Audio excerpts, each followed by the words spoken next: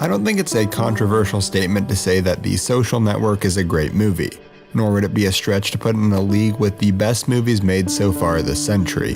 The only negative thing that I've read about this movie is that it won't hold up. Its success relies on the success of Facebook.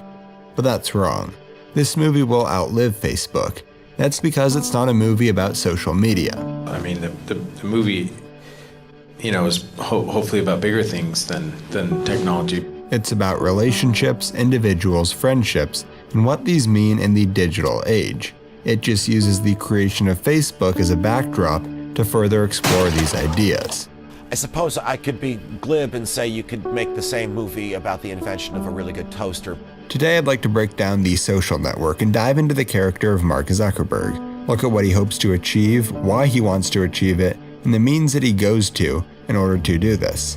The easy answer can be found within the opening scene, in fact in the third line. Here's my question. How do you distinguish yourself in a population of people who all got 1,600 on their SATs? This one question drives the entire movie. Every scene, every conversation, and every line of dialogue is obsessed with Mark's attempts to distinguish himself, and what the toll that obsession takes on those around him. But this scene does a lot more than just tell us about the central conflict. More important than that is this scene establishes who Mark is, and that is he's not a good person. It was the first time I was writing about an anti-hero, and Mark spends the first hour and 55 minutes of the movie being an anti-hero. Less than a minute into the movie, Erica unintentionally insults Mark. She holds him to a standard that he cannot match. On the other hand, I do like guys who row crew. Even after saying, I was kidding. he still retorts. To row crew, no. Are you delusional? After Erica mentions his inferiority, he responds by bringing up his strengths. Yes, I got nothing wrong with the test. And this can be found throughout the entire movie. Whenever somebody attacks Mark, he'll either insult them back or say something to strengthen his perception of himself. You have part of my attention. You have the minimum amount. Returning to the opening scene, up to the point where Mark is insulted, he was rude to Erica, in that he really didn't listen to what she was Does that saying. mean you actually got nothing I wrong? could row crew or invent a $25 PC. After that moment, however, he begins to insult her. Why do you keep saying I don't want to Because study? you go to BU. At first, we're led to believe that he does this because he's a nasty person, which is basically a delicate way of saying, You're an asshole. but that's not why Mark does it. His goal isn't to be rude. His goal is to put himself ahead of others. His means of doing so is through putting others down. And throughout the entire movie, it isn't good enough for Mark to succeed. He needs others to fail. He can't succeed with the Winklevoss twins. He needs to win despite the Winklevoss twins. With that in mind, the film doesn't paint him in an entirely negative light either.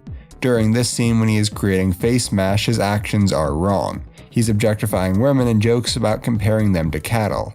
However, through editing, while we are watching Mark hacking, we are also watching the same women he is objectifying objectify themselves. And we watch them being treated literally as cattle being shipped around and lined up. This shows us that Mark is no worse than the people around him, and that the environment that he is a part of is what shaped him. The film is structured in a way that helps us understand different characters. Given the intrinsic conflict between the different plaintiffs and Mark's accounts of what happened, we can never be sure of what is real. The movie continually reminds you that you are listening to a series of unreliable narrators. The very first words out of Mark's mouth when we cut to the deposition room. That's not what happened. The film's structure helps to complement this. We cut back and forth in between the two depositions and the events that affect the depositions. This helps to strengthen the relationship between Mark and Eduardo.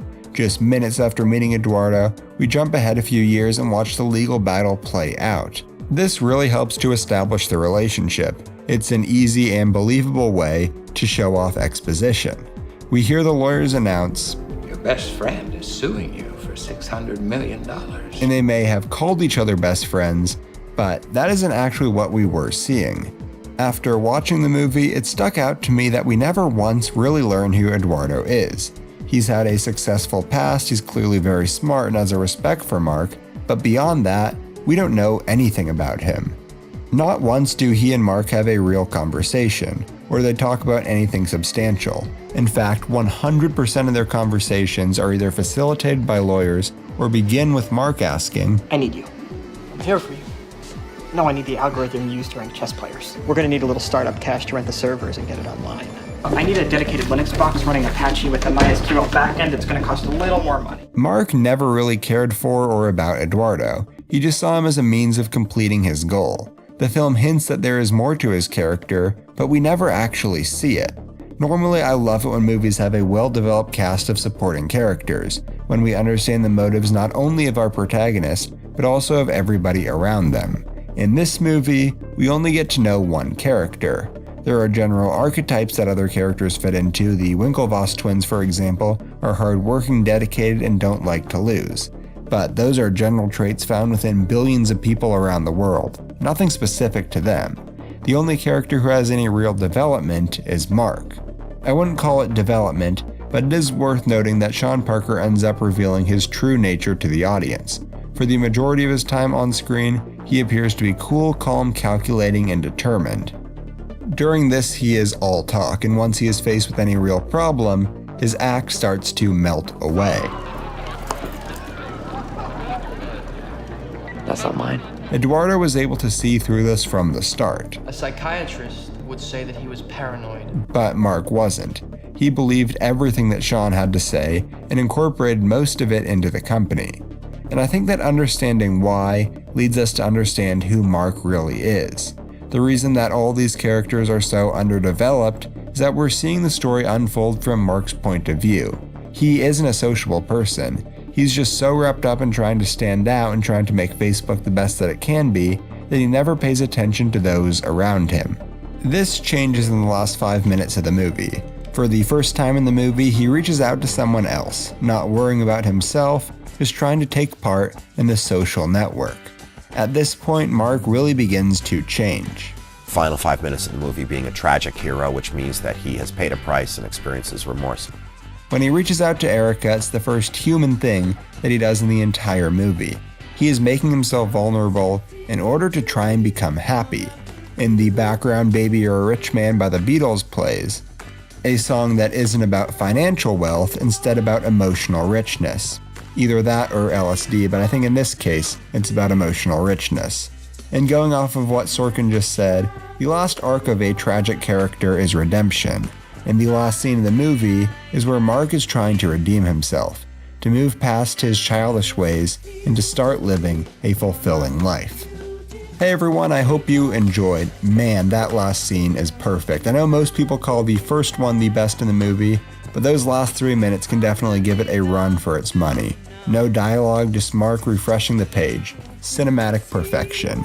Anyway, I'd love to know what you think of this movie, so please drop a comment and get your thoughts out there. I also wanted to put a big thank you at the end of the video. We just crossed 40,000 subscribers, which is absolutely insane. I don't say it often enough, but when I do, I really do mean it. So thank you so much. If you've enjoyed this video, be sure to hit that subscribe button. I put a link to my last video on Baby Driver and my playlist to discussions of David Fincher films if you're interested. Thanks for watching, and I will see you next week.